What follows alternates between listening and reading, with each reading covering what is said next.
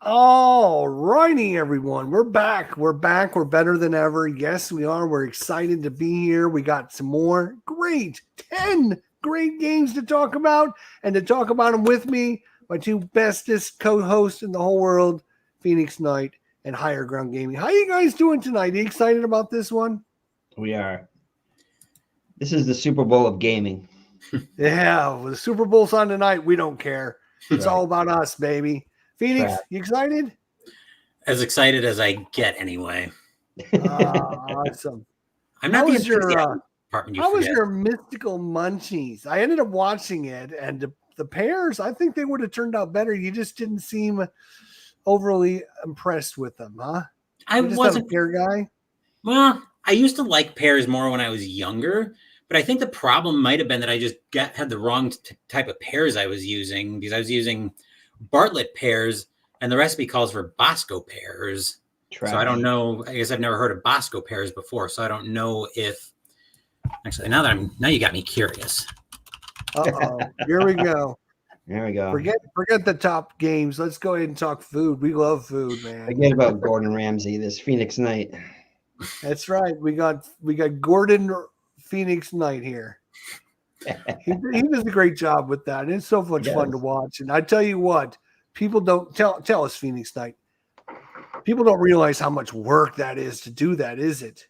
No, it is a lot more work than people realize. You're doing all the cooking and all the manipulating, but you're also doing the camera and oh my gosh, I'm like, poor guy. I mean, he's busting his ass and nobody cares. To be fair, the camera part's is actually pretty easy, because I mostly just set the camera in place and then do whatever I'm doing around that. It's basically all point and shoot in that part of it.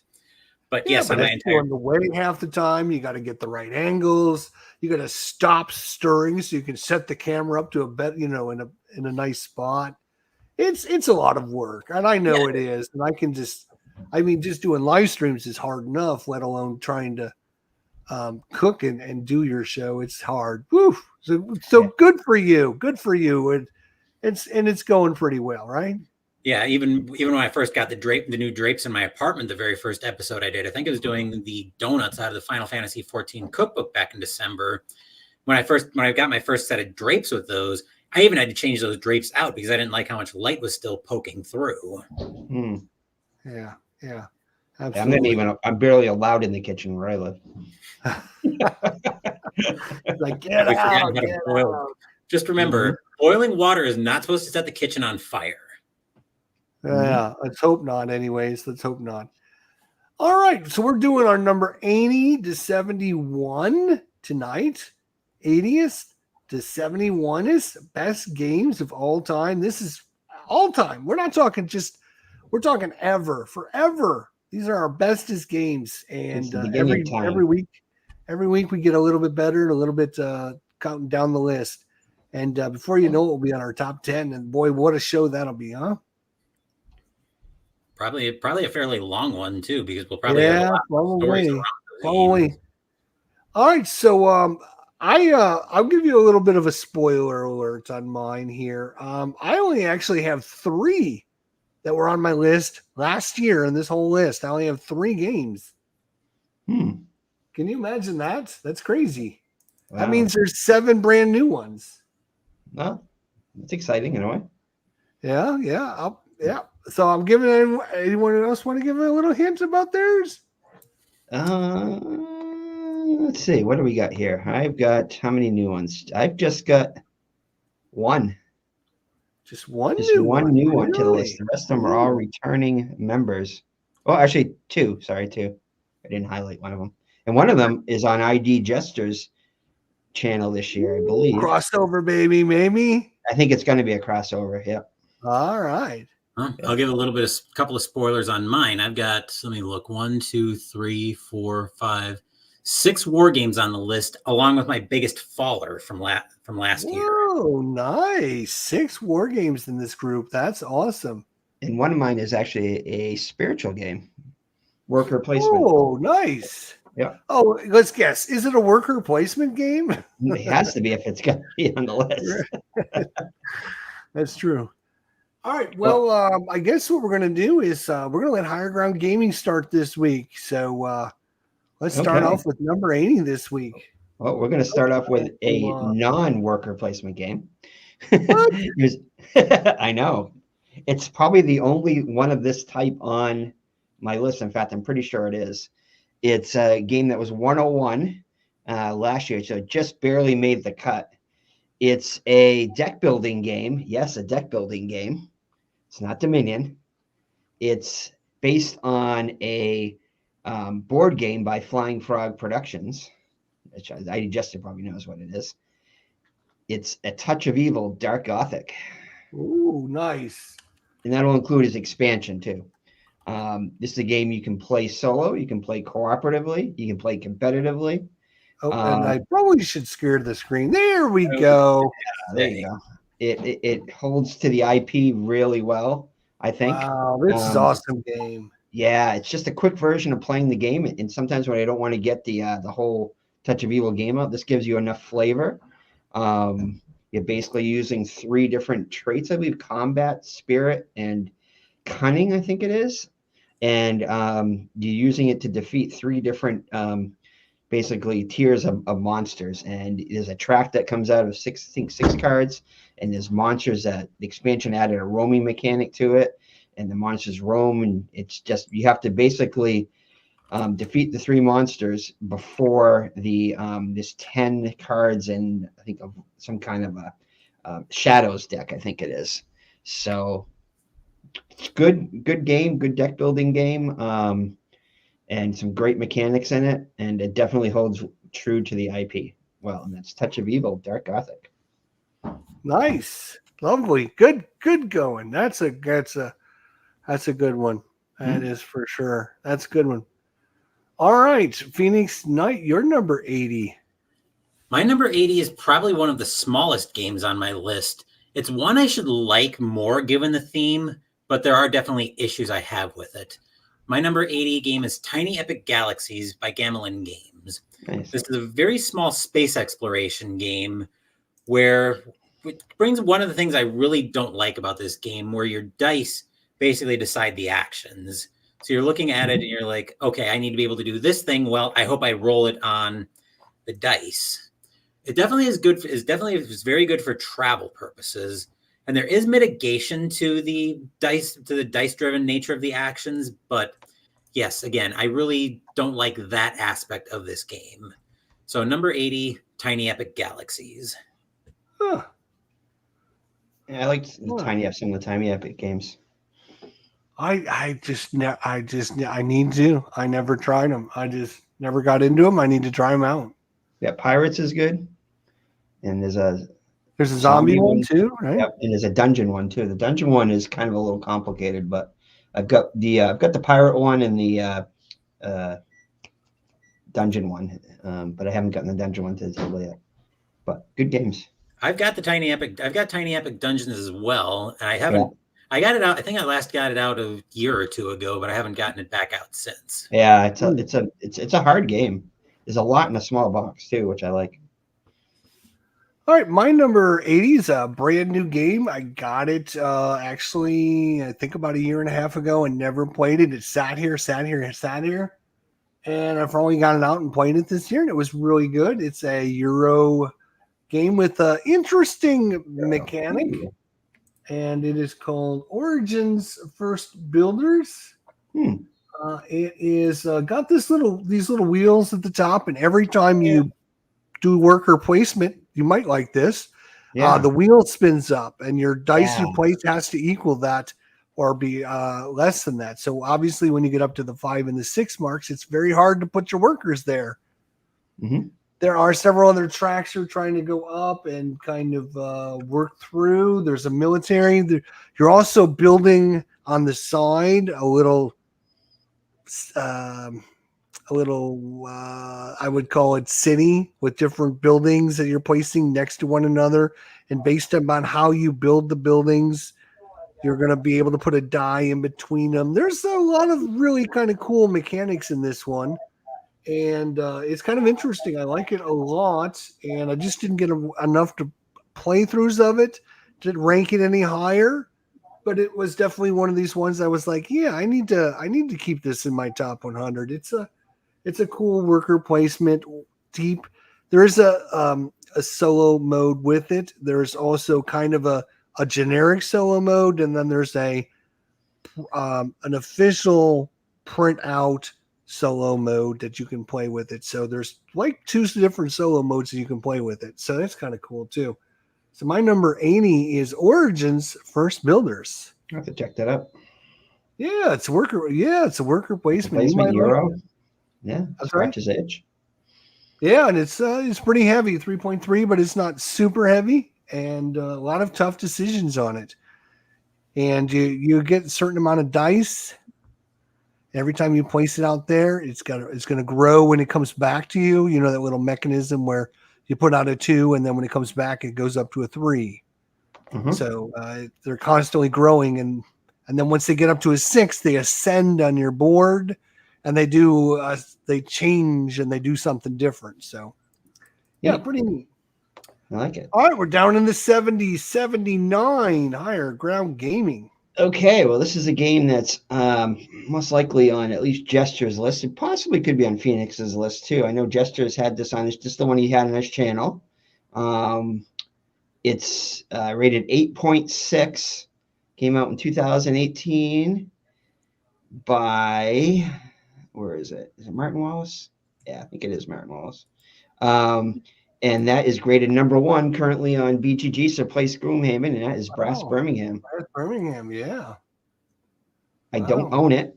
Played it a couple times.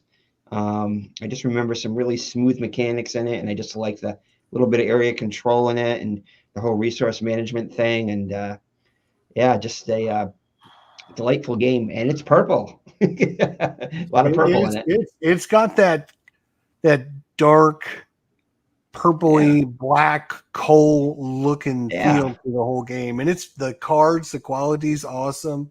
But I like the whole track building thing and the controlling their resources. You've got to kind of use a card to do an action and build out from your network. And then the coolest part that I find about this is there's 2 different errors and you're like halfway through the game.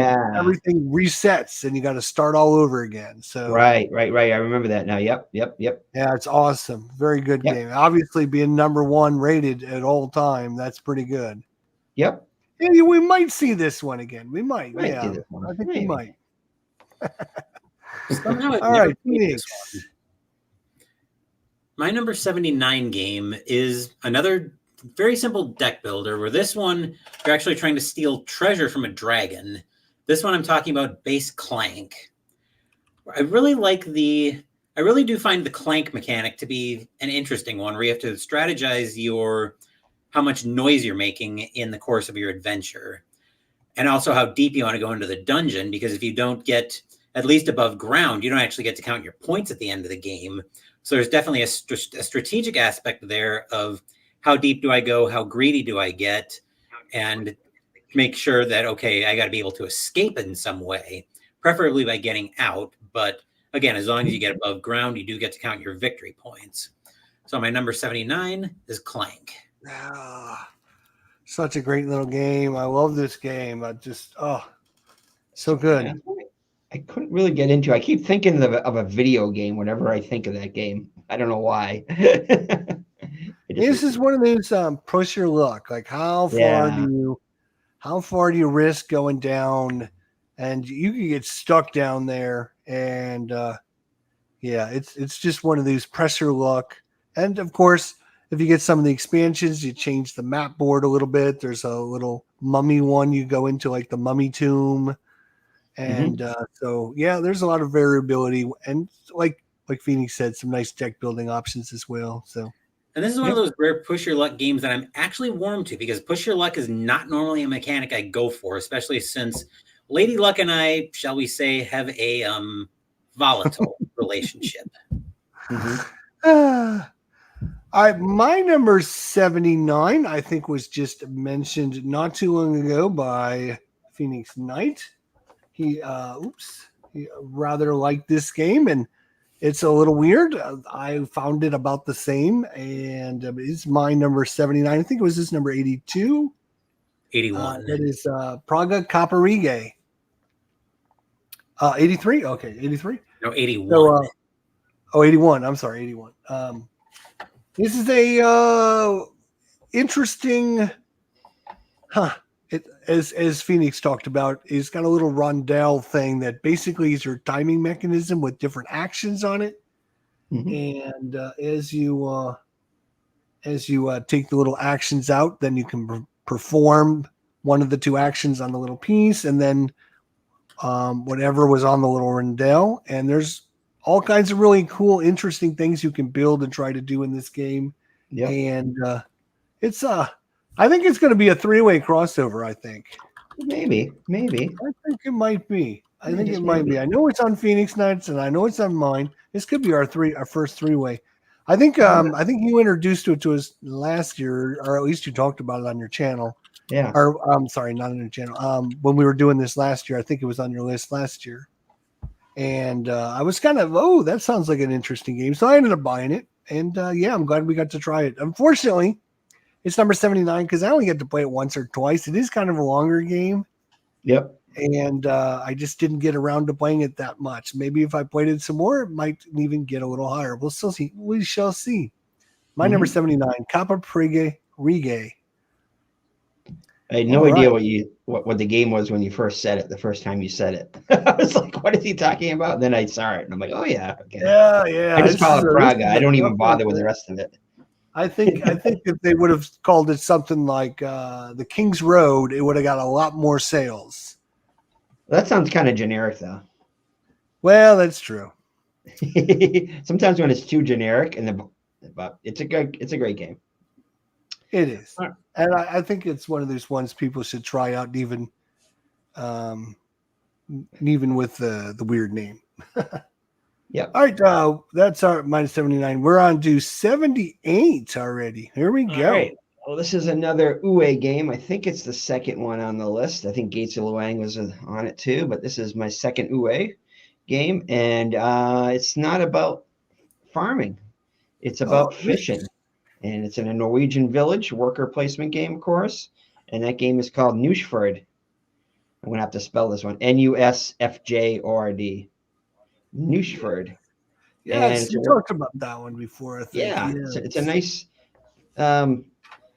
tight work replacement game. Great solo mode to it. You basically using resources to catch fish.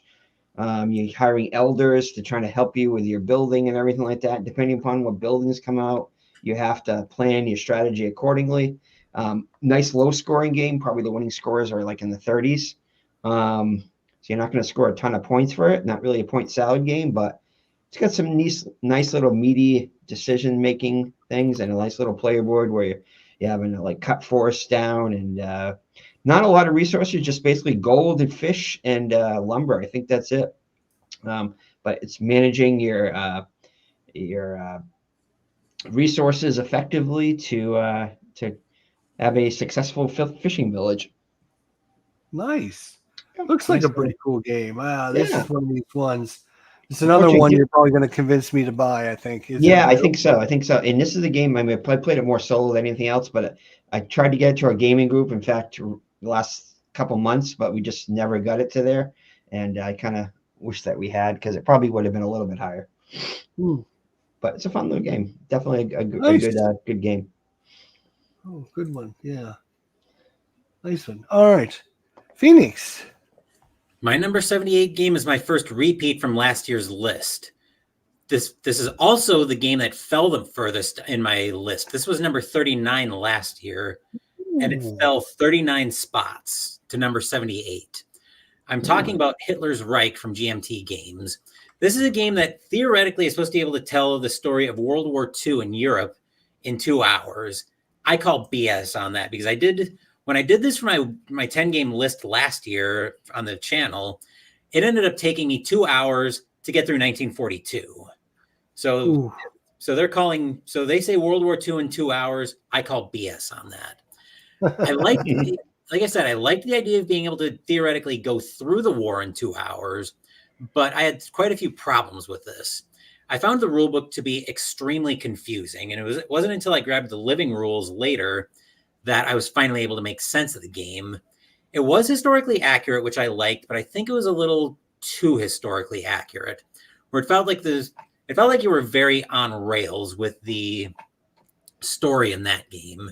And this is one of those games that was kind of caught my eye for that aspect, for that, how do I want to put this? It caught my eye for being a quick simulation of World War II, but it just didn't really work for me.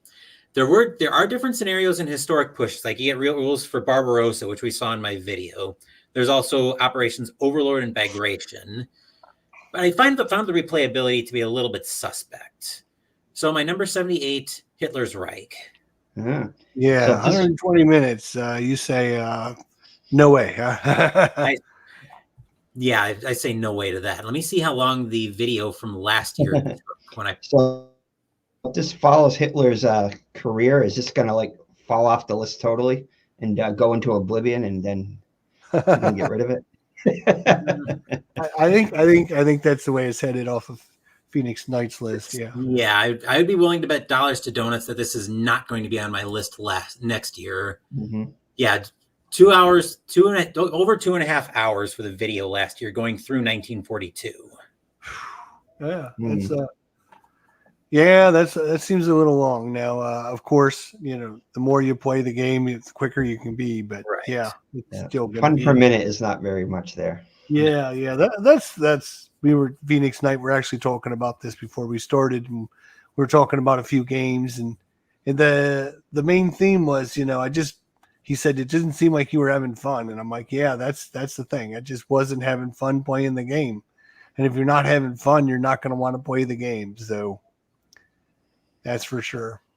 My number might be a little distracting now because Usher's coming on at halftime.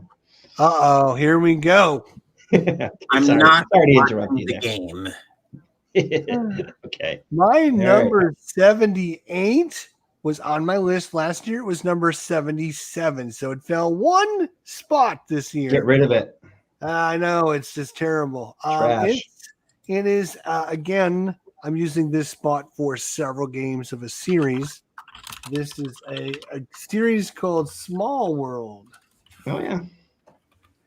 It is a very interesting game where it's area control, which Highergroundgaming loves this area control games.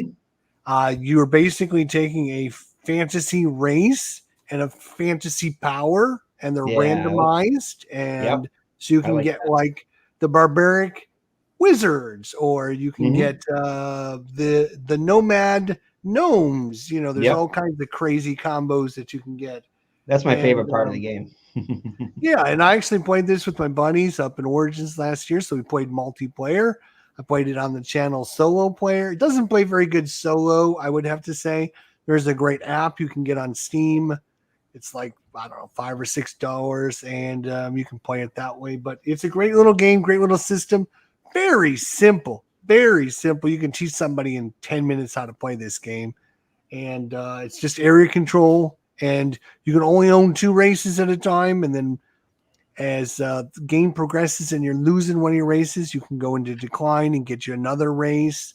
And it's only 8 turns, and the game is over. So Small World, or the Small World.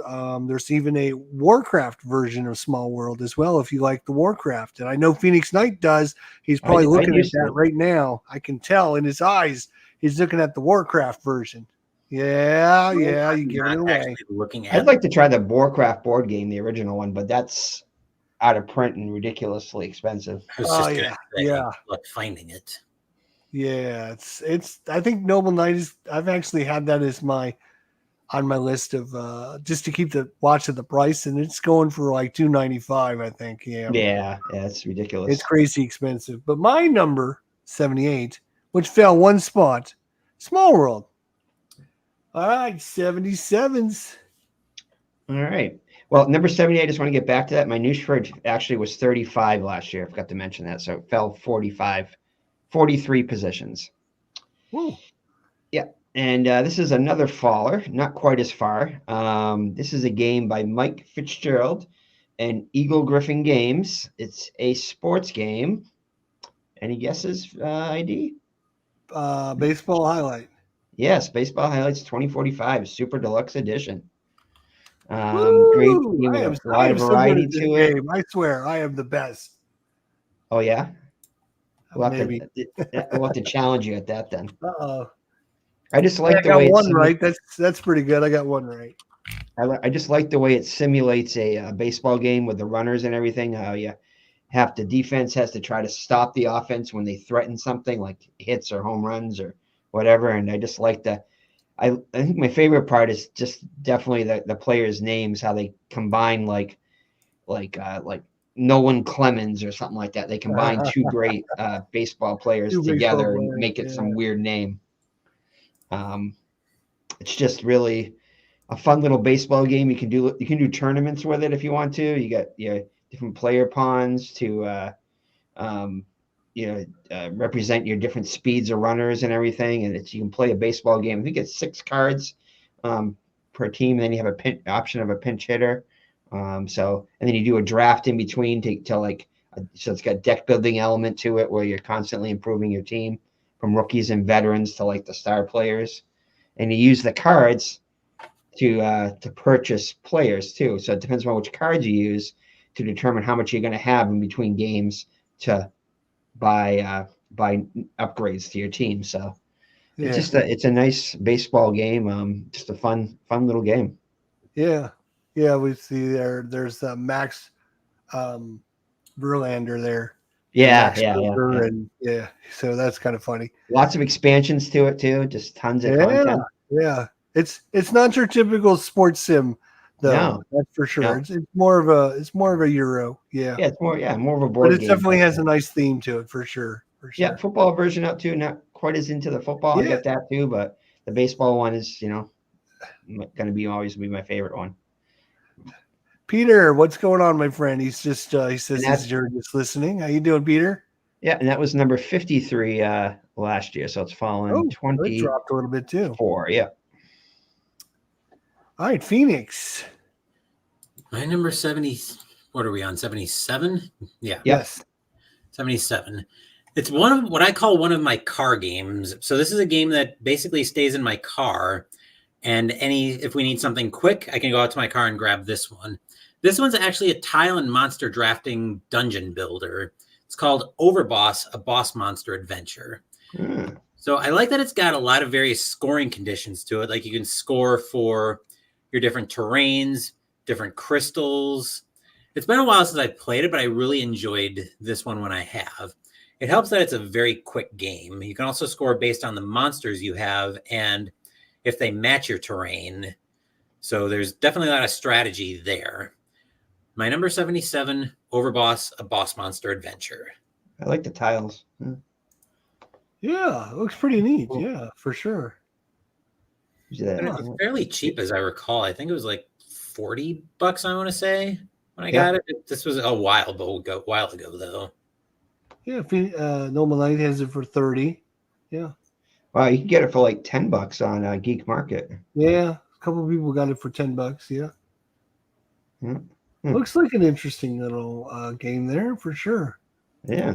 You get a lot of value for $10, $20. I mean, great value. That's awesome. Yeah. All right, number 77. I think we're going to see this again somewhere down the line. This is another one of my placeholders. It takes several different games from a series and puts them in there. This is actually number 79 last year, so it's up 2 spots. Actually did better this year by 2 spots. And this is a game from DVG, part of the Leader series. What I'm calling this is the Tank Leader series, which encompass Tiger Leader and Sherman Leader, and from DVG Games. This is where you are in World War II, managing your tank battalion, going out and doing different missions against the enemies, trying to earn points so you can continue on through your campaign. Usually there's a bunch of different campaigns you can get into. It's kind of a little bit of resource management. You can buy new vehicles. You can upgrade your people that survive through your missions. So there's some role playing elements, some story elements that come into play. There's a lot of good things with the Leader series, and this is no exception. Tiger Leader, Sherman Leader, they work great together. Choose whichever one you like, if you like either one, and try it out. My number 77, Tiger Leader. Tiger Leader. We're going to see this again. Well, I think we already. It'll have to be from Higher Ground Gaming because it was number 85 on my list. Oh, it's number 85 on yours. Okay. And funnily enough, I actually just finished a deal earlier today with a guy on Geek Market to acquire Sherman Leader. Ah, nice. I talked to you guys, or I talked to you, I think, offline about getting you some decent miniatures to make it look good. Yeah, I've got a set that I'm going to play around with before it hits the channel. Yeah, I will. I'll get with you and I'll take some photos of what I have and share some ideas. So it definitely looks a lot better, and with 3D objects, especially when you're filming, it makes it a little easier for the viewers to know what's going on. So, anyways, that's neither here nor there. My number 77, up 2 spots from number 79, Tiger Leader. All right, 76. We're almost to the halfway point already. 76. I know, rolling right along. Cool. All right. Well, I kind of not lied, but I didn't have Brass Birmingham as a new entry. So I actually have 2 games that are new to the list. This is a game, though, that's been around for a while, and I don't own a copy of it. I primarily play it on BGA, and it's a tile tableau building game. Let's see if I can spell it. Called Alhambra. I've looked at the big box version of it, but I've only primarily played the original version of it. It's just a nice tile tableau building. You're building an Alhambra, and you're building a wall around your Alhambra, and different colored tiles using different colors of currency. Yeah, and if you get exact currency, you can kind of like take 2 turns in one kind of thing if you're buying that. So it's basically a nice little tile tableau building game. Been around since 2009, so it's Can you been spell around it for for a anybody? while. AALHAM. Was it ALHAMBRA. HALA? Alhambra. Oh, L. Yeah, ALHAM. See, I can see it here. LAHAN is the 2 words? Nope, one word. ALHAM. It should come up. Oh, there it is. Thank you. Sorry. Yeah. Alhambra. Oh, they did a rebox. Yeah, they did a big box version. The big box version has got something like, it's silly. It's like 48 different mini expansions. And then they came out with these little acrylic tiles, and a lot of, they have a designer's edition too, where designers like Stefan Feld and others came out with little mini expansions. They're all mini expansions. And then Queen Games has these things called Queenies. So, but using 4 different colors of currency. And I've only played the base game, but it's just a fun little relaxing game. Can get very competitive and stuff. And I tend to go to try to get the longest wall, kind of like in Catan kind of thing. But that isn't always the best strategy because the different colored buildings have different values, and you kind of want to focus more on the value of your buildings. And there's like 3 scorings during the game, depending on what colored buildings. I think white might be or purple might be the most valuable buildings, and then blue the least valuable. But the expansions kind of mix it up and add little elements to the game too. But the base game has got enough in it just to make it a fun game. Kind of like I play Azul quite a bit and Space Base. Like, this is probably the 3rd most game I play in BGA. Unfortunately, no solo, huh? No, there isn't a solo in this one. Nope. Yeah, Nope. It's one of the few games that there isn't actually a solo for that I really enjoy. Oh, okay. Yep. That's a good one. It is on BGA, which is awesome. So that helps. Yep, I'm sure there could be a way you could figure out something where you could do the automa taking tiles from you and then try to score the most points in your Alhambra. I'm sure there's a variant. There's got to be a variant there out there for. Yeah, I was going to say here's a solo play one that somebody created. Yeah, yeah, because there's no hidden information on it at all. So I would think that it'd be pretty easy to make a solo version for it. Awesome. That one looks like I've been looking at it. I've been eyeing that big box. I almost got it at Christmas time. It was on sale for like $150 and it had all the acrylic tiles in it and everything, but I waited a day or two too long and then it went off sale and I'm like, nope, I'll just wait until it goes on sale next year. Yeah. If I can get it at a decent price, maybe. Yeah. All right. 76 Phoenix. My number 76 is the other return to my list this year, but it's also another one of my fallers. This one fell 27 spots from number 49 last year. This was one of my very first war games that I picked up. It's a book game called On to Moscow by Worthington Games. Like I mentioned, this is one of my first war games, and this was the first game I played on last year's list. I enjoy that that shouldn't be it. No. I know it's on the Geek because I put my video for this up on there last year. On to Moscow Solitaire. That's probably it. Gotcha. Bingo. That's the one. Thank you. So it's a very simple game where you only need a few dice to be able to play, and it's an operational level game. But one of the biggest problems I had was with the action point rolls, because you get into a situation where, okay, you only roll like one or two actions, and then an event wipes it out. You kind of sit there and you're just not really making any progress. And that felt a little bit frustrating to me, to the point where I was going to house rule that, but I just never got back to it. I ended up getting so frustrated with the game that I put it away, where you have to manage advancing on your various fronts. You got the northern front where you're heading toward Leningrad, the central front where you're going to Moscow, and the southern front where you're advancing towards Sevastopol and potentially able to swing back north to head toward Moscow. Anyway, my number 76 game, On to Moscow. Interesting. Mm-hmm. So it's your book game. It's nice. Unfortunately, it just didn't work out for you. That's all right. No. All right, my number 76 is also a war game. It was my number 38 last year, and I think it's my biggest falling war game. It dropped 38 spots down to number 76. I love this game, but every time I get it out, it takes a long time to set it up.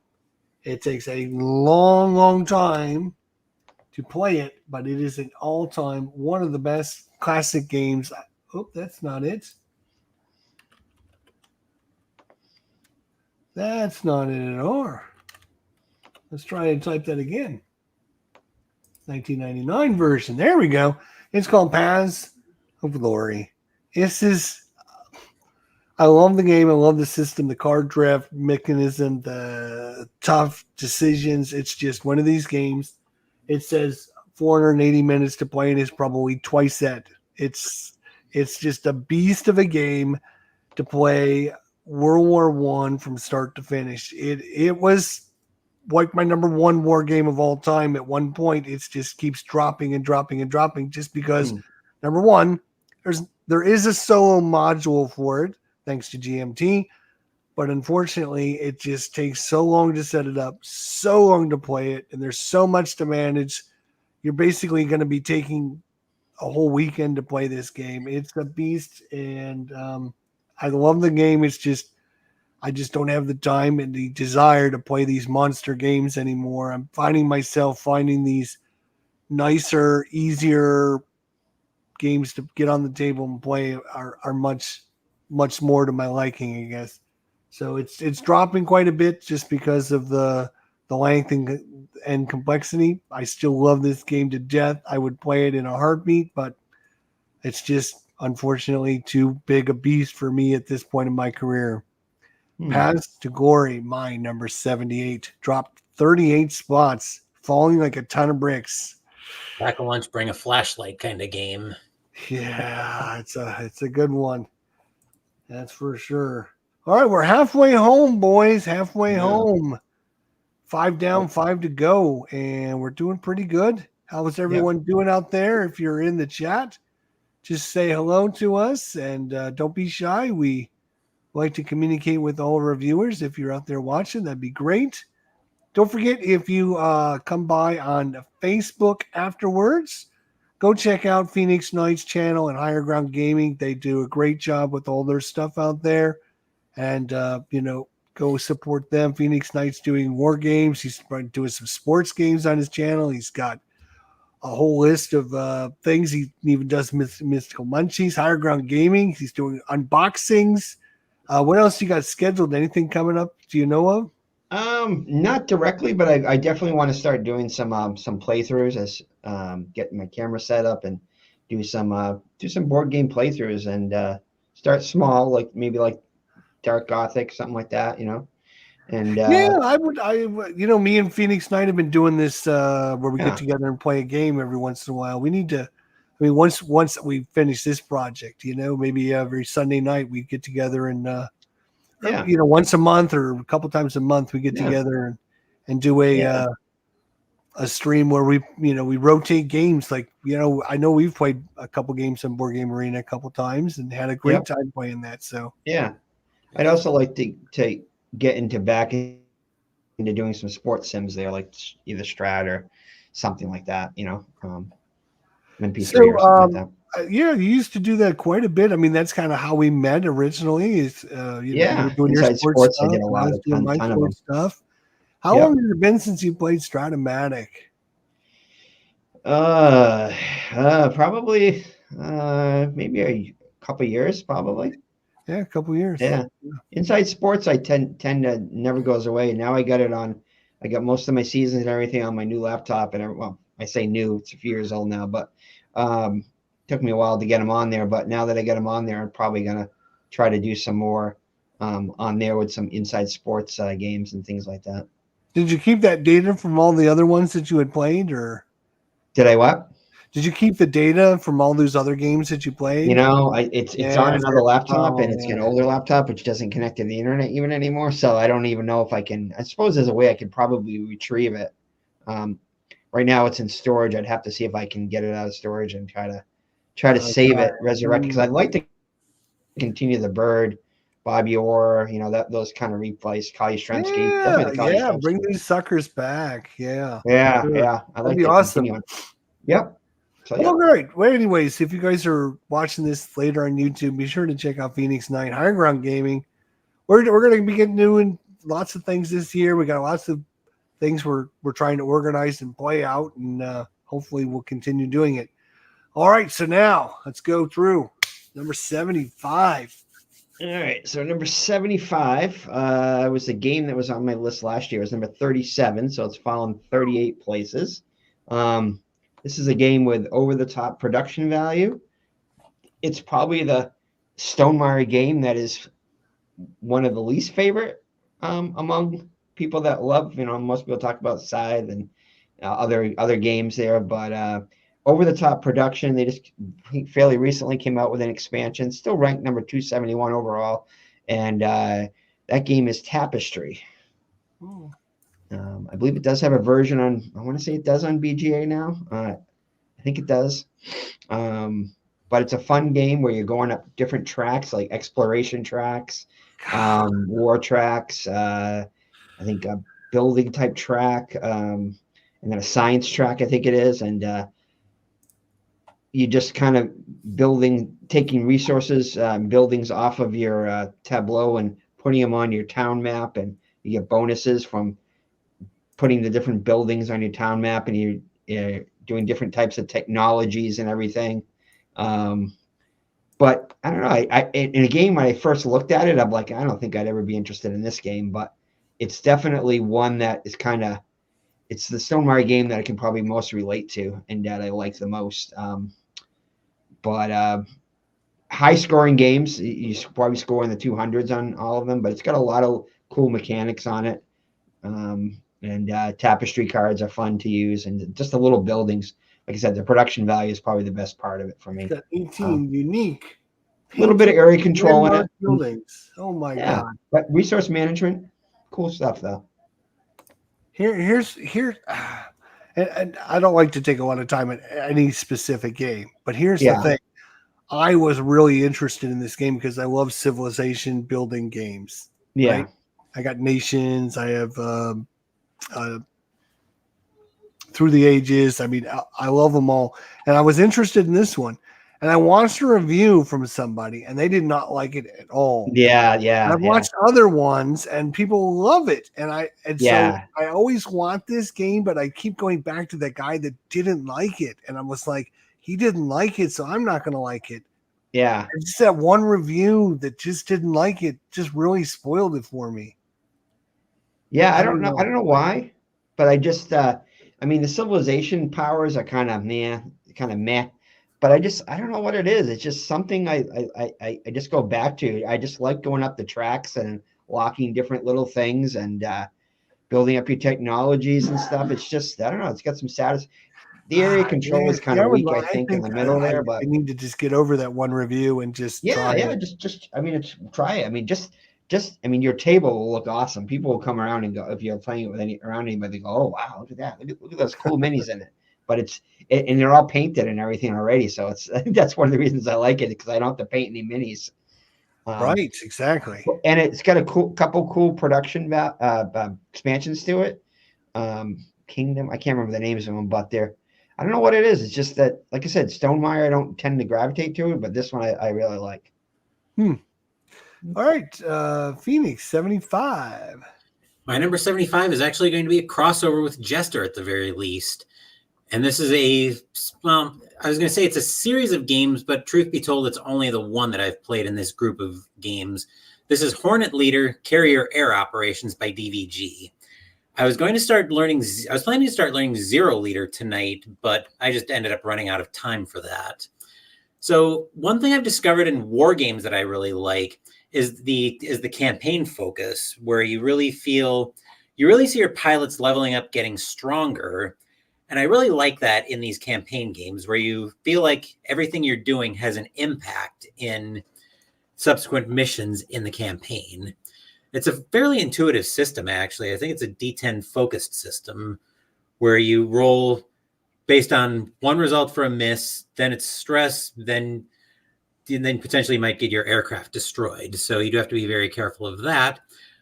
I do need to do more with this leader series, though. But my number 75, Hornet Leader Carrier Air Operations.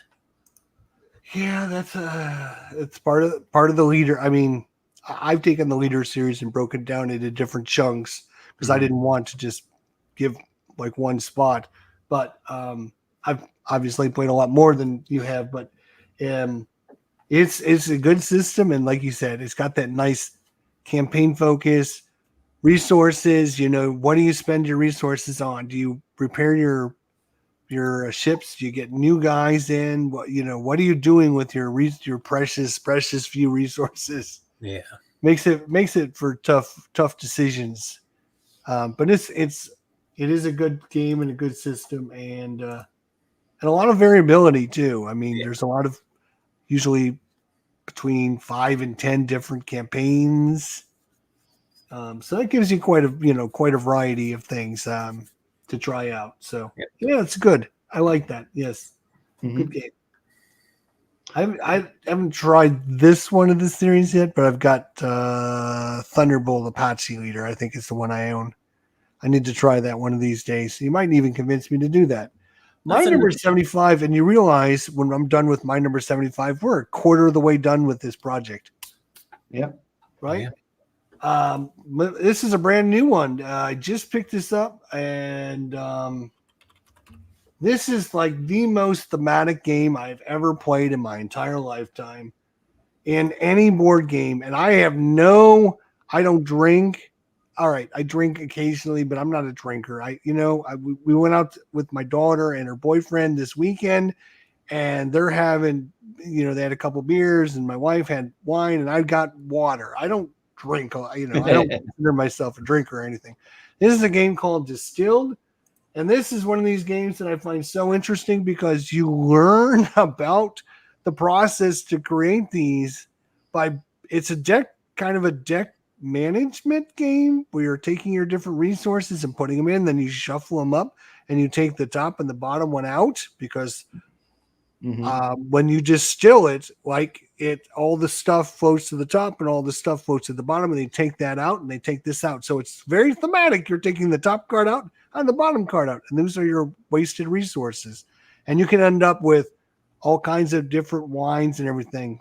It has what I would call a very interesting solo mode because you build up this little pyramid and you have to accomplish something on the bottom, and then you kind of move up the pyramid based upon the things that you complete. So if you complete this one, you can only go to the one that connects to it. You can't just, I'm going to try and finish this one. So you're trying to figure out the best way to go up the pyramid that you can get to the final thing. It's very neat, interesting game. Production quality is Higher Ground team just said with Distilled or with Tapestry. The meeples are like these huge. You can see them there. They're like these. They don't need to be these huge little tokens and everything. You actually play as an actual person that started a distillery, and they have their own special ingredients and their own special recipes and stuff. It's very neat little game. Definitely an interesting Euro mechanism one, and one that I just came across this year, and I thought it was great. It came out in 2023. Distilled. Yeah.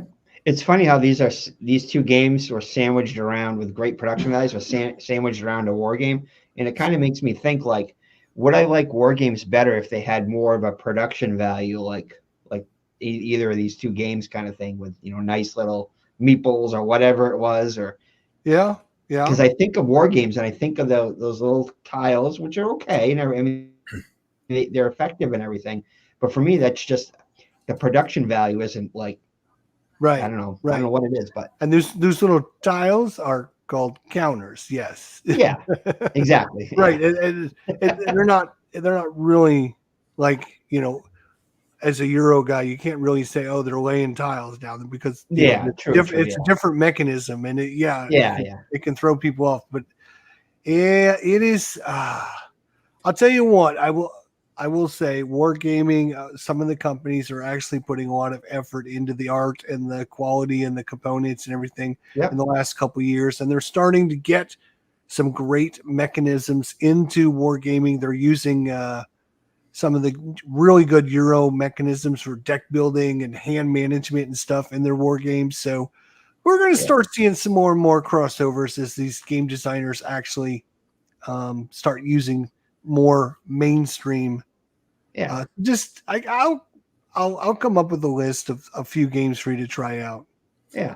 And I think for me, at least when it comes to the wargaming aspect, it's not necessarily about the production values of the game. It's more about the story that you're building and playing the game. True, yeah. Like with the careers that I've been in with some of my background playthroughs on the channel, yes, the components don't necessarily look the best in the world, but again, it's the story you're building in the course of playing the game. Right. Yeah. Well, that being said, some of my favorite games don't have great production value. Yeah, it is a different animal, to be honest. When you're doing Euro games, you're playing the game. When you're playing a war game, it's like trying to complete a mission. You're trying to complete an objective. You're trying to finish a scenario, which is kind of different than what you're doing with a Euro game. True. So it's you don't necessarily have to be a crossover. And not everyone will. I know a lot of people don't like war games because of the theme and stuff, which is fine. But I think, like I said, we're getting a lot of crossover games. I would suggest Palm Island Horror, which we just came out with back in January. And that has got some great Euro mechanics, and it's got a war theme, and it's kind of survival horror and everything. And that's using Aeon's Ends mechanism where you're pulling things out of a bag to determine the random initiative order. Yeah. Where do you think they got that from? Aeon's End. And Herman Luttman, the game designer, even said that. I've taken it straight out of that game, and I said I can put this into my war game. So, You mean this game with these little tokens? oh, you got that? I got it right on the table right now. Oh, nice. Yeah, I've been getting myself in it. I've only played the lower version of it, but the easier version. But I'm acclimating myself to it. So awesome. All right, let's see. What are we at? We're at 74. My number 74 is actually very similar to a game you're going to see. Hang on, Phoenix. Highergroundgaming's going. Oh, sorry. He's just so excited about his 74. I think he's ready to go. He's like, come on, let's go. Okay, I jumped the gun. War game since we've been talking about it, and you get them all revved up. Well, mine is got an exploration element to it. It's not a war game. It's a game basically about the early, what do you call it? Euro game, of course, which each player establishes and develops a colony. It's got some cool mechanics in it, dice rolling, tableau building, and this game was on my list last year at number, let's see where it is at number 50, so it's fallen 24. And that game is Santa Maria. Basically, you're building a polynomial colony in the New World. So it's got some cool mechanics, or I think I described it last year. Let's see if I can get to where Jester's showing it so I can kind of see what's being shown here. Let's see. Give him a second there. But it's basically you're taking a die and then you're going across. Yeah, right there. There's a gun right there. And so if you take a white die, you're going to go vertically. You're going to start at the top and you're going to, like a 2 die. And you can go down and you're going to activate every tile it lands on there, and activate its power, whether to go up by like a religion track or a conquistador track, or to get resources, that kind of a thing, fulfill a contract, do some shipping, that kind of trading or whatever it is. But through the game, you're going to be building your tableau there and getting different tiles to fill in your board there. And as you fill in your board, your actions get more powerful, and you unlock more die as you go up on the religion track. The blue dies there, and then you can go across. You can manipulate those die. Those are the different tracks on the main board there. Some end game goals in it. Expansion to it too, which those are all different contracts there. There's like 3 rounds, I think it is, and after each round, depending upon the contracts, the blue things on the right there, you'll get different bonuses, and depending upon when you go out each round, you'll get to pick a player order as well as a benefit, like you do an extra shipping actually, or an extra movement on the conquistador track, that kind of a thing. But the whole tableau building thing on your board is really cool, with the moving the die across, and where the die ends up there, you can't use that spot, so you got to be careful where your die ends up. But just lots of little simple mechanics, and tight resources, which work really well together, and it's a fun little exploration colony building game. All right, cool. Yep. I like that. Yep. Yeah, for sure. All right, Phoenix. The 74 better be a good one, man. It better be a good one, yeah. Yeah. I jumped the gun on this one, I know. But my number 74 is actually very similar to a game we're going to see much higher up on the list. The only reason it's ranked this low is because I've only had a chance to play it a couple times, but I've enjoyed it the couple times I've played it. This one is Star Wars, the deck building game from Fantasy Flight. So it's a 2-player only game. There are some unofficial solo variants, but I haven't had a chance to try those yet. You'll definitely get a lot of... Talking about the one that came out in 2023? Yes, this is the one. So there's definitely a lot of it's very similar to a game called Star Realms, but it's also got some Star Wars elements to it, where you actually have your bases. The bases work a little bit differently in Star Realms here, where you're not necessarily attacking the player directly, you're attacking their bases. And you have to go through 3 of the player's bases to win the game. There's also a force track, which can potentially make some of your cards stronger and give you starting resources at the start of your turn. I thought the force track felt a touch swingy in that game, where I mean, obviously, if you have the Force with you, then obviously you've got the advantages. But it can definitely. How do I want to put this? I'm not really finding the words that I want for that. But my number 74, Star Wars: The Deck Building Game.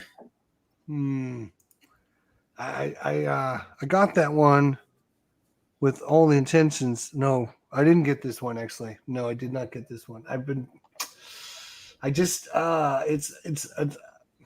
I'm afraid to jump in another rabbit hole from Fantasy Flight. So that's what's scaring me. What do you think, Phoenix? So far, there have been no expansions announced for this one, so I don't know how well it's doing. But that's what I'm wondering if a lot of people are like me. I'm just not willing to invest in it, and they're like, okay, well, we just won't make any expansions then. I don't know. I did. They had the War of the Ring one that came out last year too, and then they're buying that one in the same thing, like hoping that they don't go down this rabbit hole again. Oh well, yeah. It's looks like a good one. I've been debating about. I'm glad it was on your list because I was going to ask you, should I get it? Should I get it? Because I love Star Wars and stuff. Mm-hmm. It is mostly a 2-player, right? Yeah, I think there's some unofficial solo mode, if I recall. Yeah, there's some unofficial solo variants on the Geek, but I haven't had a chance to try any of those out yet. All right, let's get on that and find out. Come on, what are you waiting for? I've got a lot of other stuff to do. Okay, give me a break. I know. All right, my number 74 is brand new. In fact, the last 4 I have are all brand new, never before. In fact, this was the hottest game on Earth at one point. It was so you couldn't get it for the longest time, and then they finally decided to, put it out there. And it's Earth. The game. Oh yeah. Earth. And people love this game. Now, it's on my only number 74. Well, I love this game. No, let's start over. I like this game for what it does. I'm not the biggest fan of their solo mode, and I'm not as big a fan of the components. They don't even. I hate companies that try to nickel and dime the production quality of their game. They have this beautiful box cover, and it attracts people, and they go, "Oh, look at this!" And then the components inside are terrible. They're not even full size, regulation size poker cards. They're the narrow cards. You know really? What I'm talking about? Wow. Yes. It drives me crazy. I'm like, are you kidding me? Oh my God. You can't even produce a decent quality. I can't believe this game was. It was supposed to be hard to sleeve. It's hard to sleeve. It's you have these little spoke tokens that stack on top of one another, and after you get like 3 or 4, they just fall over because they're the little round thing that was supposed to go inside the hole on top of the one on top of it doesn't stick or whatever inside the little hole because they didn't round out the little spots deep enough. There's a bunch of production problems with this game. It's a great game if you like I'm going to put this card down and then activate, kind of like Wingspan, where you get to activate all your special abilities on your row. And it has that cool mechanism. It's a really interesting game that was produced terribly. Absolutely terrible. That's going to hurt it. I would have probably rated this a lot higher. Yeah. But I can't find myself to play it because it's just like, it's a good game. It's just, I don't like messing with like I said, the AI mode cheats. It's basically just flipping up a card and telling you what it's going to do. Whether it can do it or not, it's going to do it, which I hate really? AIs like that. Like seriously, spend more than 2 minutes creating an AI for your game, guys. I mean, it's a minus point for your AI, minus 2 points for your production quality. It's just, this game should have been a 9 out of 10 or higher because of the gameplay of it. Yeah. But it's ended up like a 6 for me. So yeah. Well, you just saved me $40 then because I was going to get it. All right. I mean, I do play don't it get a me lot. wrong, it's a great game, but I mean, Yep. you might as well just play it on Board Game Arena and save your 40 Which bucks. I do. I'm playing a few games of it right now, Yeah, and I really enjoy it on there. The only thing I don't like playing on Board Game Arena is that you have to switch between the different views, like your tableau bill, and you scroll down, so it's kind of hard to follow it. Yeah. Like, okay, what do I have in my tableau, and what do I need to play, and what cards do I need to put in my compost, and all that stuff. So it's a little hard to play on a PC, but I do enjoy the mechanics of it. So you may see this on my list. Oh, good. Like I And said, because I don't have a physical mechanics copy, is it might be the kind of probably why it's going to cool be higher. mechanism where you Yep. start your tableau and then you can kind of adjust it as it grows. You know, which is kind of neat little mechanism there. And of course, like I said, I get to do all my red actions. Oh, I get to do this and this cool. and this and this. Hey, cool. Yeah. I like how you can do stuff on other people's turns. Yeah. So that kind of thing. My number 74, Earth. Hottest game on Earth at one point was Earth. No, pun intended there, right? Yeah, exactly. I thought you guys were going to get it before I even said that. And now it's been cool quite a bit. Yeah. All right, number 73. All right, almost done here. Okay, 73. This is a game that's gone up 16 positions. It was number 89 last year. Oh. This is a game that currently is on Kickstarter for an expansion. I've actually backed it twice on Kickstarter, once for the original version and once for the redo of it. And this is my I guess my spiritual game of the list, and that is The Axe. And I played this a number of times with the people in my game group.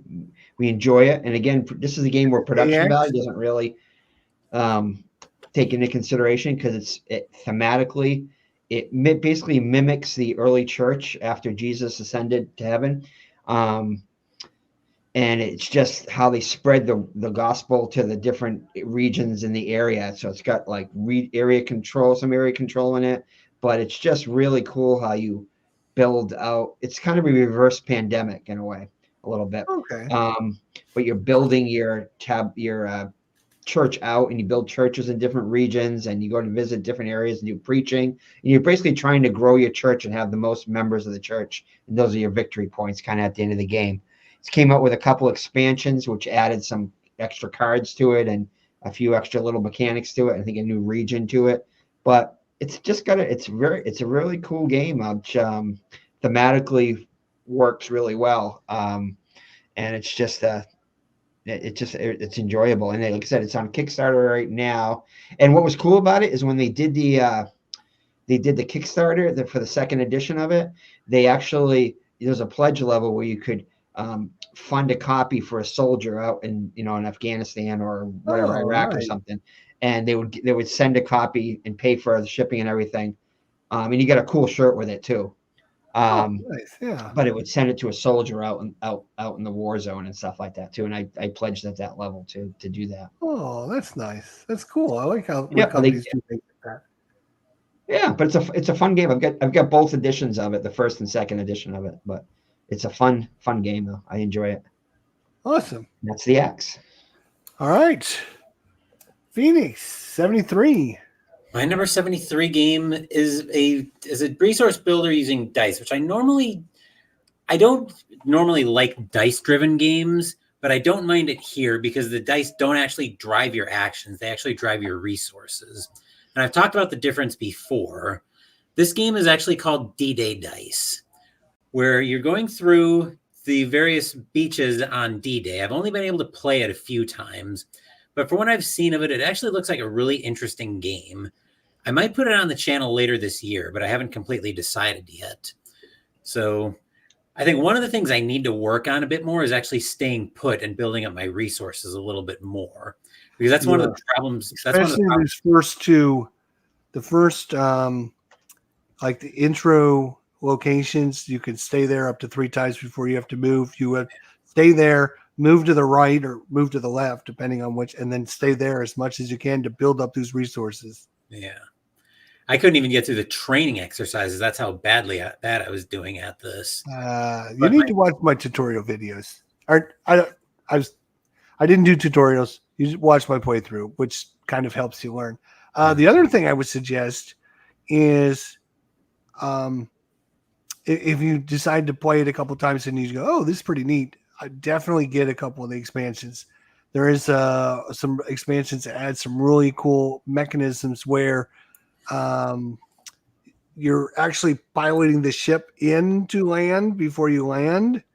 And then it adds a bunch of new mechanisms where when your boat arrives to the beach, that's the resources you get. Obviously, it adds some new countries and some new special cards and this, that, and the other thing. So I do like some of the expansions. Like I said, once you get all the expansions, which is how I play it, it can be overwhelming with the amount of cards and everything on the table. But if you like that, and I know you do, I think you will find it right up your alley. And a lot of times you can find these expansions pretty cheaply. So they're not, you're not going to be paying through the arm and a leg through them.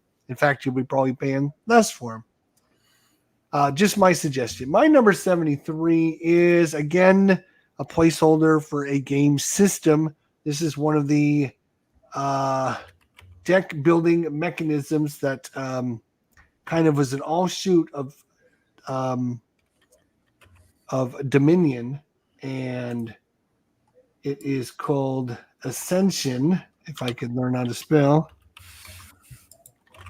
Ascension, and there is now literally 5,000 different expansions for this game, and there's all kinds of.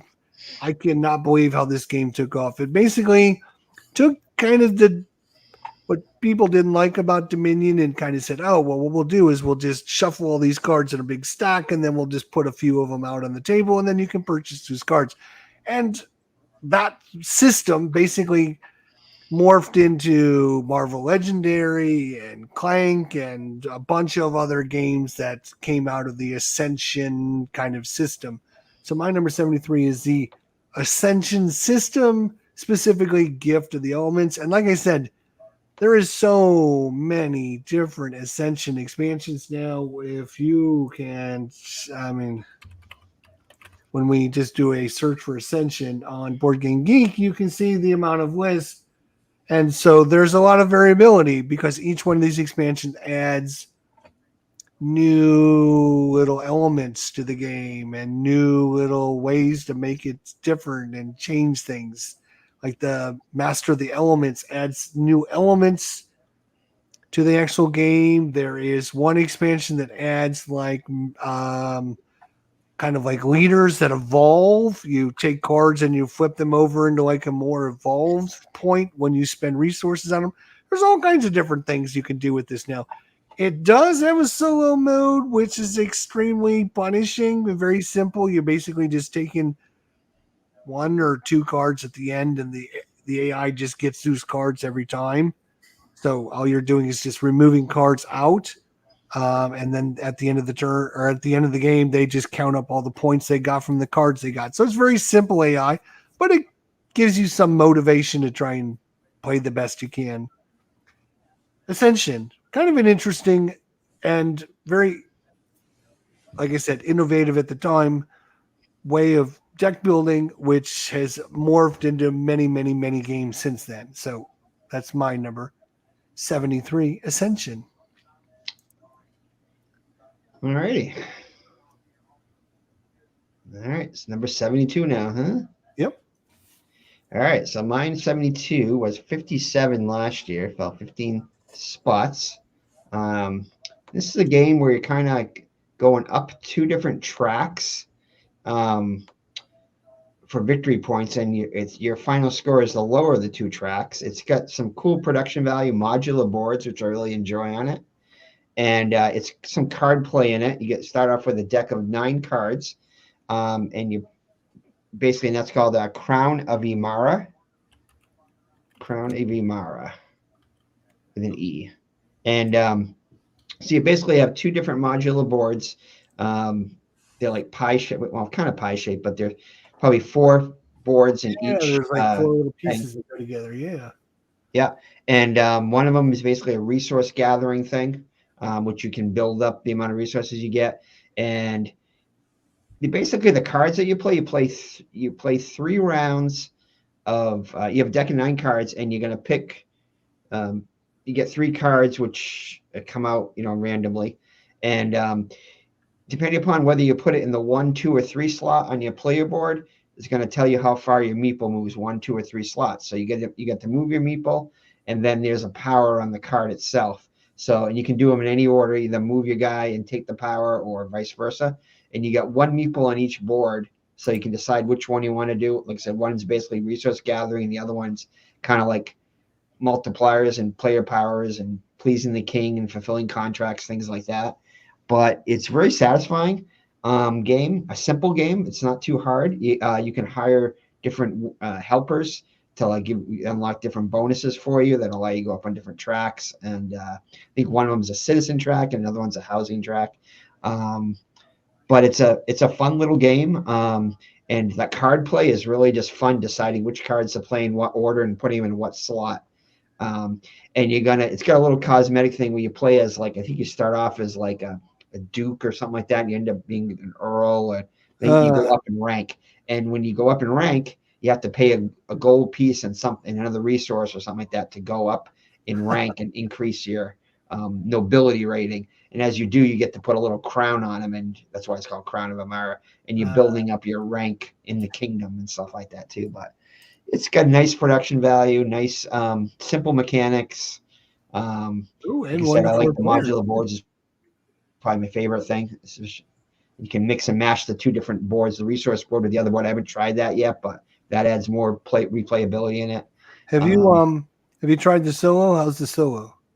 I have tried the solo, and I think it's kind of like I think you start off at different points, like your housing, like you're on the different tracks, and you have to. It's kind of a little bit of a beat your own score, but it's changeable and stuff like that, where you can adjust where you start on your different tracks, and it's not overly involved, but it's still a fun experience from what I remember. I haven't played it in a while, but it's still a fun experience. It's one that I've been looking at, so that's what I was wondering. Will GM for Food, how you doing? He says, howdy, gents. Good to see you, my friend. Good to see you. Thanks for coming by. Yeah, that one looks like a good one. I'm going to have to, I think that's one I'm going to get next. Yeah, the cover doesn't say much for the game, but it's definitely it's a fun game. I like it. It's enjoyable. Definitely one to try for sure. Yep. They have that on Board Game Arena, do you know? They do not. Okay. All right. Not all right, yet. Phoenix, what do we got? 72. My number 72 game is actually a space tactical game. I was spending a lot of time looking for a good space tactical game because I'm a big sci-fi guy, but I never really could find one that I liked. This one I do enjoy, but it's got a lot going on in it, and I need to spend a lot more time with it. This one's Talon from GMT Games. Like I said, it is a space tactical game where you have the Talon against the human faction. I forget what the actual human faction is, but it's definitely very thematic, and it's got a lot of interesting mechanics to sink your teeth into. The one thing I'm not really completely sold on in this game is that you don't collide with other players' ships, but you do with your own. That seems really weird to me. You'd think it would be the other way around, where you don't collide with your own ships, where you're like, hey, I'm moving into this space, can you get out of my way? But you can't kamikaze into the enemy ships. That seems really weird to me. But it is fairly interesting. I've only gotten it out a few times, but I need to do more with it. Anyway, my number 72 is Talon. Did you it does have a very high solitaire suitability too. I do have the expansion with it as well that gives even more solitaire suitability. Ah, nice. I've been looking at those. Another one that maybe one of these days would be nice. Yeah. It's even got a mounted map board, doesn't it? I think so. Yeah, okay. All right, good choice. My number 72 is that's a Euro, brand new this year. It's kind of an interesting take on things where the gods are not happy with us, so we have to have the gnomes lead us to freedom here. And it's a game called Bonfire, and I think Highergroundgaming had this on his list last year, and I was like, oh, this sounds interesting, and I picked it up. Came out in 2020, and it is definitely a pretty chunky little mini game. There's a little tableau building mechanism where you're building your little things, action selection mechanisms on this little tile thing. And depending on how many you can match up and adjust, then you get bonuses. And so there's some interesting mechanisms. I picked up the expansion as well. Is that good? Yeah, I picked up the expansion. I think the expansion was pretty cool. Had some new, I think it added some new gnomes to play with. And can never have enough gnomes. Huh? You can never have enough gnomes. Oh, of course not. And it's a deep worker placement management Euro game with a lot of mechanisms, and I bet you we're going to see this game again. I have a feeling. Yes, maybe. Yeah, could be. It's Stefan Feld. That's it's got to be on there. Worker placement. Yeah. Yep.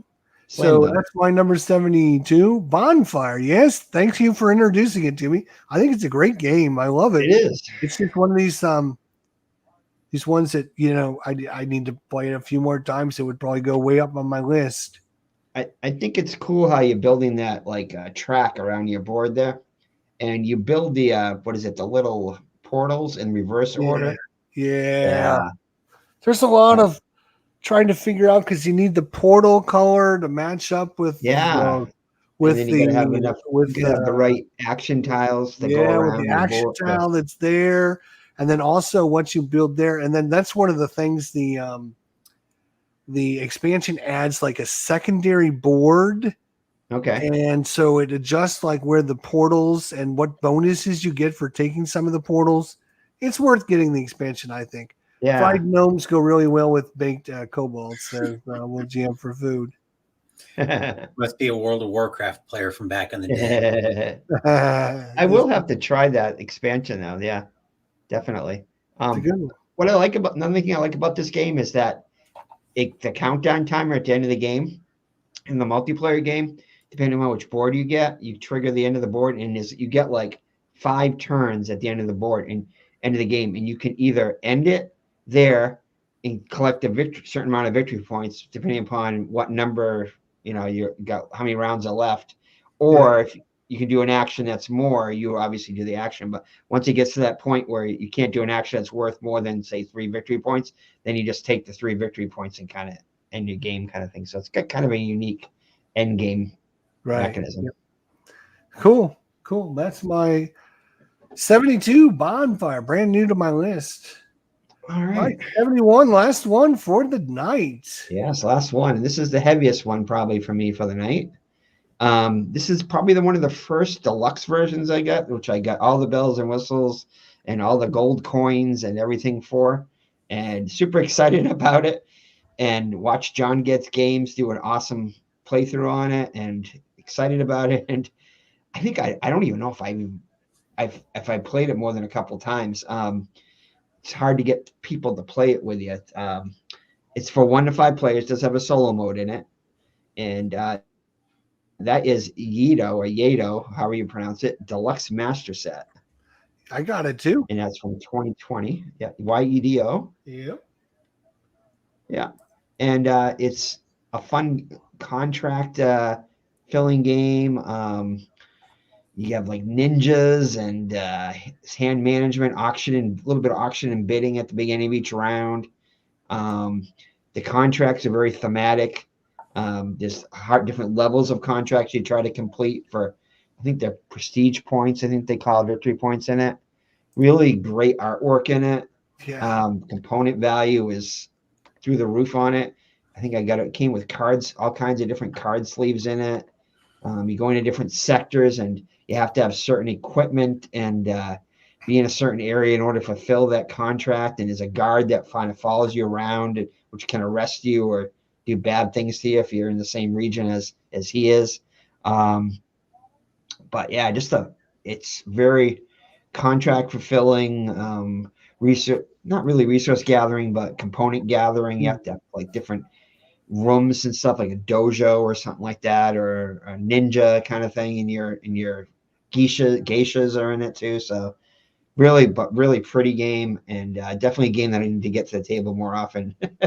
Yeah. I got the. But I think yeah, you did definitely. get the deluxe edition after Yeah. last year or so, and I did, and I really thought it was a good game. I thought it was very neat. Yes. Yeah. Can't remember if it's on my list or not, but it was in the running, and it's a good Yeah. thing for sure. And when you complete the contracts, you can complete different levels of the contract. There's a base level, but if you have extra things at the bottom of the contract, you can get bonus coins or value or whatever it is, prestige. So yeah, but Ryan, 5 people not watching the game. Nope, we're here having fun, talking gaming. Thanks for there's more coming people by, probably Brian. watching this than watch the halftime show. Yeah, much better, much better. Yeah, it's got these different colored meeples. And you got the samurai, the ninja, the geisha, and each one has its own special ability. And it's like, oh, I get which one. Which one am I gonna get? Ah, you want them all. Yeah. I very cool. This all the different meeples you can get, the samurais and things like that. So if you're into that cultural thing, it's really does it thematically really well. Yeah, Usher was pretty good, I have to admit, says Will GM for food. Oh, that's good. Was it? Yeah. All right. Phoeixknight 71, my friend. My number 71 game, I've talked about heavy narrative focus in war games, and this one definitely fit the bill for that one. This one is one I've been working on learning, but I haven't had a chance to finish it yet. This one is Skies Above Britain by GMT. So it's another heavy Skies Above Britain, Jester. Yes, sir. This is another one that's set. This one's set around the Battle of Britain. It's somewhat card driven, but it's not really card driven, I don't think. And I definitely enjoy the story being told, even if, like I said, I'm still learning it. I haven't had a chance to do a full practice patrol yet, but I'm hoping to get this one to the channel probably later this year, maybe next year. But my number 71, Skies Above Britain. Yeah, it's a good one. Counters. Yeah, see? Learning the terminology. Yeah. It's this is one of these, I think you're gonna story driven narrative and stuff. Yeah. It does have programmed instruction, doesn't it? Where it introduces like 2 or 3.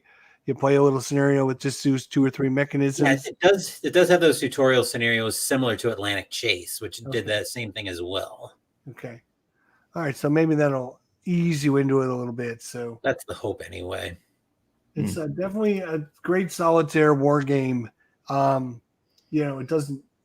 The board is great looking, and obviously the pieces and parts are fine, but they're not.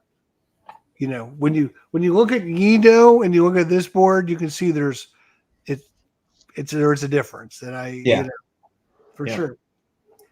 My number 71. It's a great game, by the way, Phoenix. And I hope you get it. I hope you get it out and play it some. I know it's just a matter of time, right? If we all had more hours in the day, we'd be doing a lot more.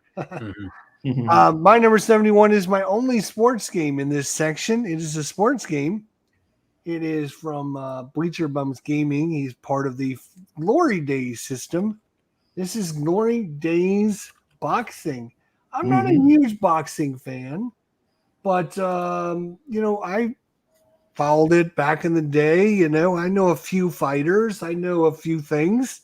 I couldn't tell you who all the different guys are and what what their records are and all that. But I do enjoy the Glory Days Boxing. It is a good simulation of the game. It's not too super complex. It's just fits a nice niche. You get a huge stack of fighters to play with. Like I said, I know some of them. I don't know all of them.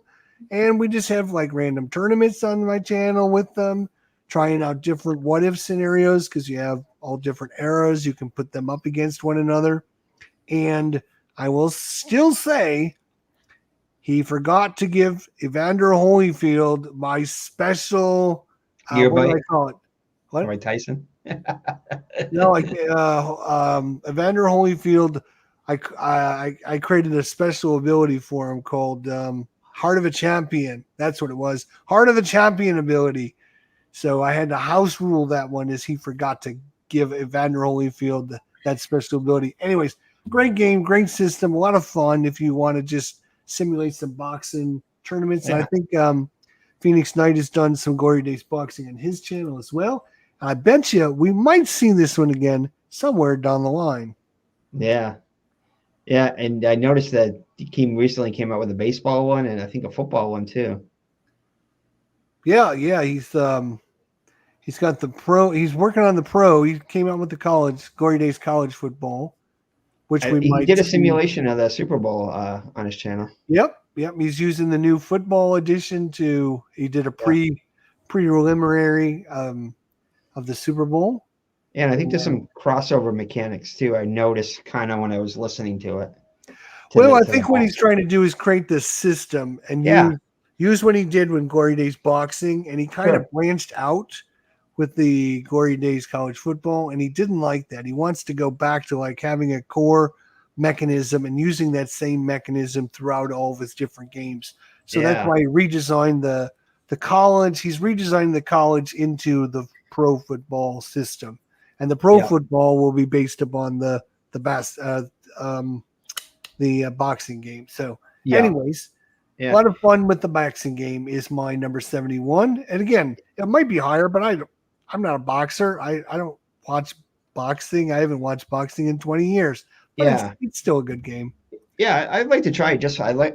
I watched on Red Sox fans channel quite a bit, and I like the mechanics in it. It seems to be really cool mechanics in it.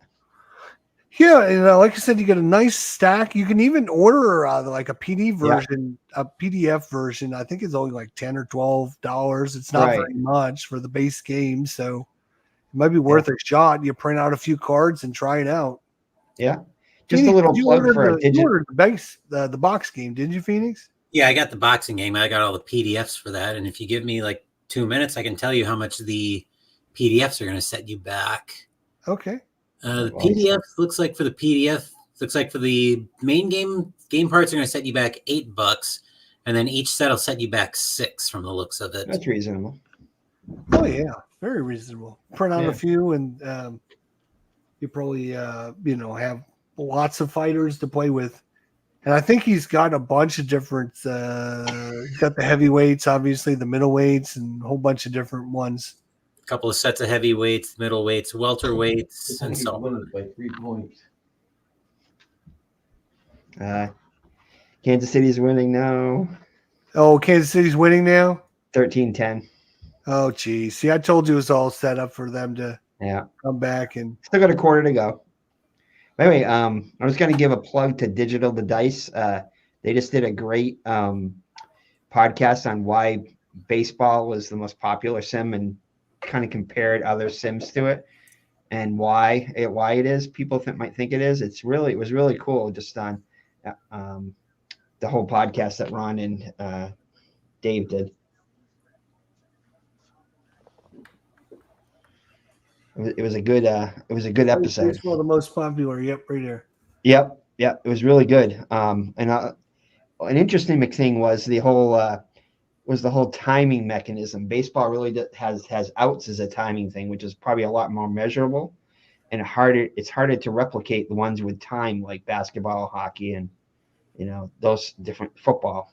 And, yeah. But it was interesting, just the reasons why they think baseball was the most popular, but I think the gap is closing, with other sports as they're getting better. Awesome. So, yeah, it was interesting. Yeah, it's a good shout out. Now I will, since we're talking shout outs, there's a new channel which I think I want to share with everyone out there. Let's see if I can pull them up. I was hoping they would just pop up.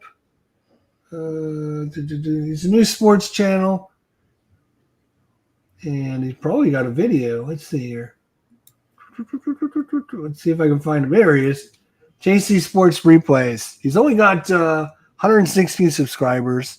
If you like your sports games, check him out. He does a lot of different. He does the payoff pitch, the Stratomatic. He's got several different series he's doing or replays he's doing at the same time. He does a great job of announcing them and talking, describing the action. Very, very entertaining guy to listen to be honest. So check out his channel. He's only got 116. He's only got 39 videos. So he's just, just started doing it. But he's got 116 subscribers. So yeah, if you guys would go over there, JC Sports Replays, and give him a like, that'd be awesome. I'll do that. JC Sports Replays. Yep. And don't forget, there's this guy over here, and he does a pretty good job once in a while. It does a few things there.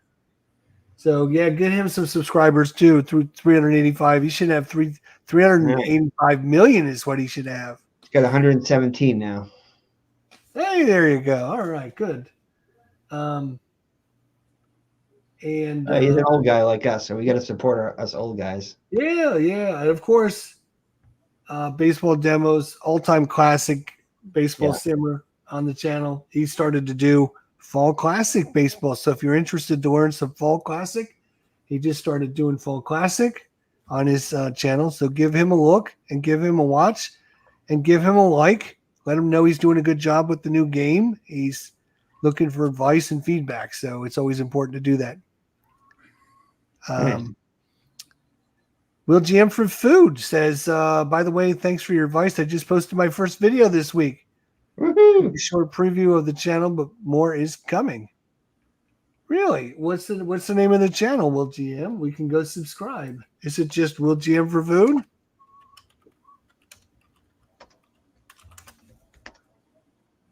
Oh, it is. Dun, dun, dun. I see it. Yeah. I am number 2. No, I'm number 1. He didn't have a subscriber. I'll be number 2. I'm number 2. Wait. I'm the first to watch the video, though. Yeah. First to like it. Welcome to Will GM for Food. Nice. Awesome. Good stuff. I firsted it. I'm glad you mentioned that because I wouldn't have known. Right. I mean, a lot of people just assume I know, and I have no idea unless you mention you got a channel. Like, I don't know if Peter's got a channel. I don't know if Brian's got a channel. I don't know these things until people say, "Oh, yay, I got a channel." Let me know if you got a channel. We don't mind highlighting you. There you go. Talking about you. Awesome. Anyways, that is our list from 80 down to 71. We got 70 to 61 next time. I have another 6 new games, 2 sports games, and no war games in the next group, Phoenix. Oh, definitely be that. I'll be the other way. I've got 1, 2, 3, 4 war games and no sports games, but I've also got some stuff that's falling. Let's see what we got here. 1, 2, 3. I've only got 1 new game. Probably one of my biggest fallers. One of my favorite ones. Fell quite a bit. Yeah. Put some interesting games in there. Do you think your games we won't get into specifics, but this is just general terms. We've talked about a bunch of my games that have fallen. You guys have come across games that have fallen. Are your games falling because of A, you just don't have the time to play them and they're falling because you don't play them, or B, you don't enjoy the game as much as you thought you did in the past? A little bit of both, but I think probably more of just time thing. I don't think I got a chance to play as much. I was going to say, for me at least, I think it's a little of column A, a little of column B. But the 3 biggest fallers are definitely because I didn't enjoy them as much as I thought I did last year. What about you, Higher Ground? Your biggest fallers, are they because you didn't enjoy them or because you didn't play them? A little bit of both, but I think probably looking at this list, probably just didn't maybe enjoy them quite as much, or others have replaced them. Others just naturally push them down. Yeah. See, I've had some fallers, 20s, 15s, 10s. These are not really, up and down a little bit is not. The ones that are falling 46 bases, 38 places, it's because I don't like them anymore. They take Yeah. a big drop when I don't like them as much as I used to, either because they're takes too long to play them, or they're too hard to set up, or they don't have a solo mode, or like you said, another game replaces it. I would rather play that one. Well, I think the whole timing thing, having enough time to play them, has to do with fun per minute kind of thing too. Like if I can play a 2-hour game, or a half hour or an hour game in the same time I can play a 2-hour, well, not time, but you know what I mean. I'll play the 1-hour game over the 2-hour game, especially if there's more fun per minute kind of thing. Yeah. So I have to be getting a good amount of fun steadily. I can't have a lot of downtime in it. It's gotta flow fairly well, I think. And like I said, time is precious, so you got to kind of fun per minute is a stat that I use a lot, and replayability. I think replayability has a lot to keep it up there too. Right. Yeah. Well, we will see everyone at 9 o'clock on Tuesday. Yes. 9 p.m. Eastern Standard Time, or in Central Time, you're 8 p.m. Right, Phoenix? Yep, 8 Central. Okay. Yeah. Throw it on we'll Facebook. be doing our 70 to 61. We'll get together and talk about them. And then next weekend, Sunday night, 8 o'clock, we're going to be doing our 60 down to 51. And then we'll have a half it done. We'll have, after next Sunday, we'll be halfway through this project already. Wow, it's going quick, man. It's going quick. Yep. All right. Anyways, thanks everyone for coming out. Don't forget to hit that like button, and don't forget to subscribe. Phoeixknight, Higher Ground Gaming. Everyone, thanks so much, and we'll see you all on Tuesday night. Bye for now. Yeah. Hey guys.